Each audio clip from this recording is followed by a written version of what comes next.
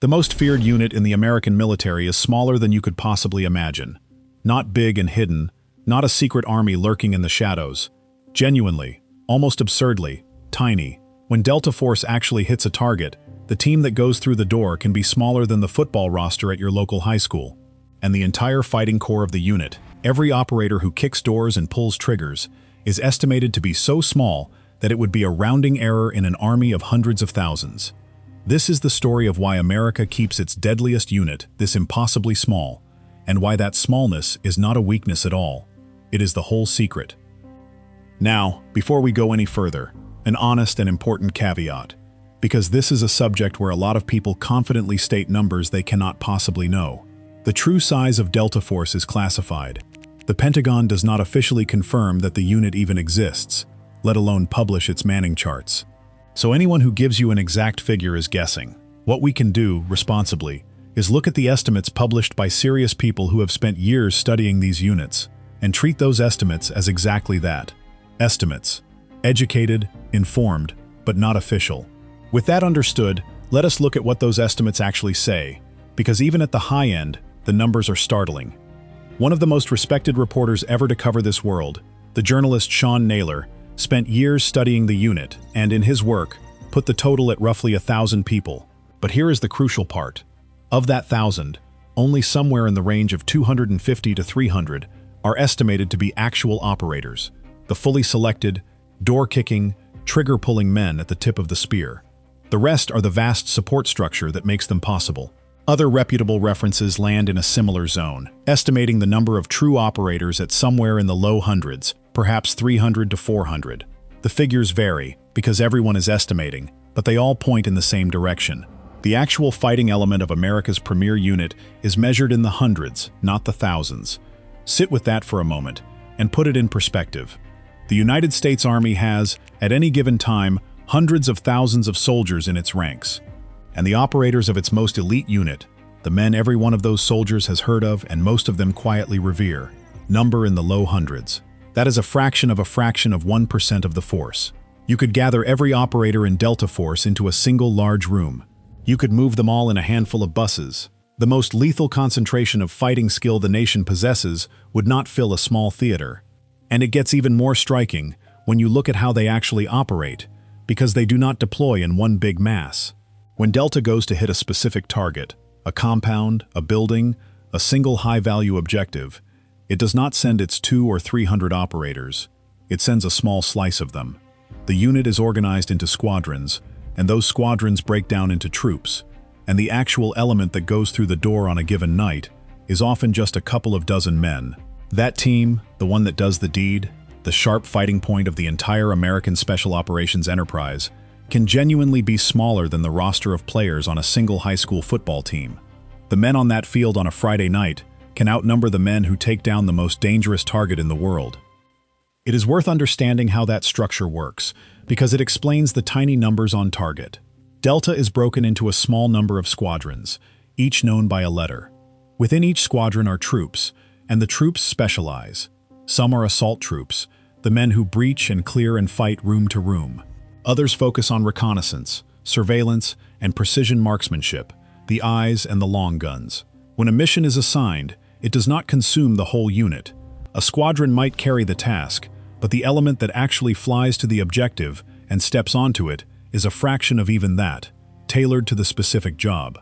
So the number of Delta operators physically present at the decisive moment, at the door of the most important target in the world, is often just that single troop-sized handful of men. Everything else, the rest of the unit and the whole vast support structure, exists to deliver those few to that one spot. That comparison should stop you. And if you find this stuff as fascinating as I do, subscribe to War Code, because the reason they keep it this small is the most counterintuitive and important part of the whole story. Because the obvious question is, why? If these men are so effective, why not make more of them? Why not build a Delta Force of thousands and have that much more of the best capability on Earth? And the answer cuts to the very heart of what makes the unit work. You cannot mass-produce this. The entire philosophy of the unit, inherited from the British model it was built on, is quality over quantity, taken to an absolute extreme. The selection is designed to reject almost everyone who tries out, including men who are already elite.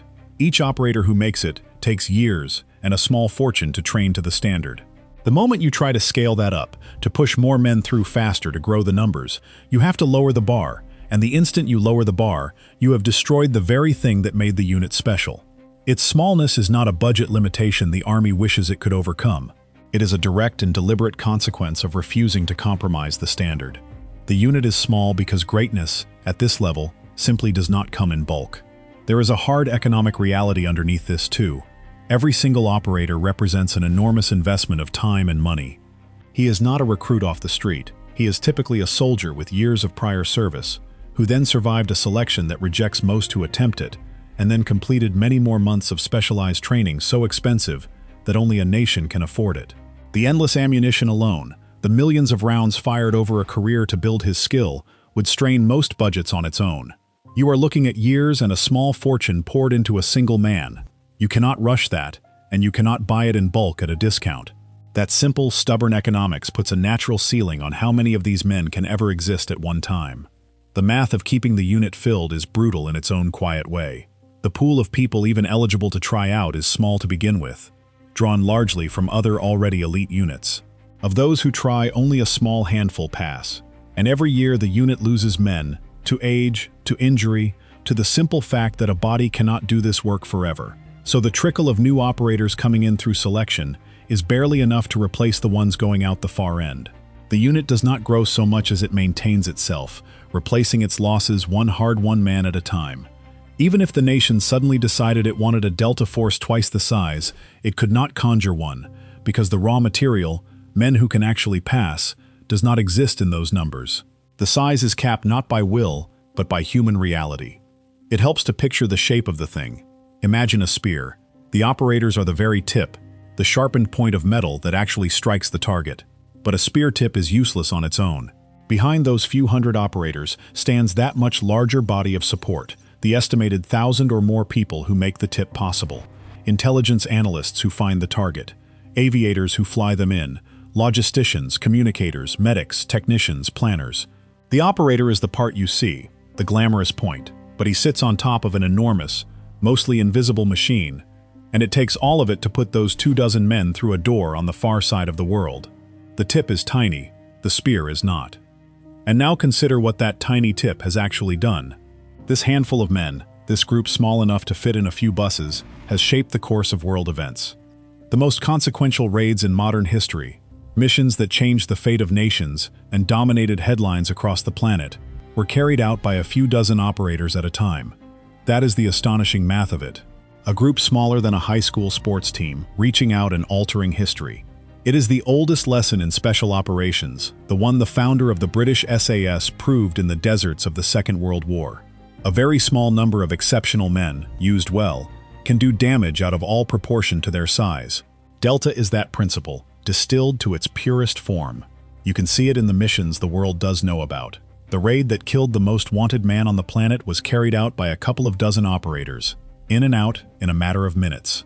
Hostage rescues that made headlines around the globe came down to a handful of men entering a room. Time and again, the outcome that dominated the news, that shifted the mood of an entire nation, was delivered by a group smaller than a wedding party. There is something almost unsettling about it. The gap between the size of the team and the size of the consequence. But that gap is the entire promise of a unit like this. You are not paying for numbers. You are paying for a few men so capable that numbers stop being the point. Which is exactly why the smallness is a strength, not a weakness. A tiny unit can stay secret in a way a large one never could, because every additional person is another possible leak, another face, another mouth. A tiny unit is fast, able to move and decide without the friction of a huge organization. A tiny unit is cohesive, because the men truly know one another, have bled and trained together for years, and trust each other completely. You cannot build that intimacy across thousands of people. The very thing that limits the unit's size is the thing that makes it deadly. Grow it, and you would lose the secrecy, the speed, and the trust that make it what it is.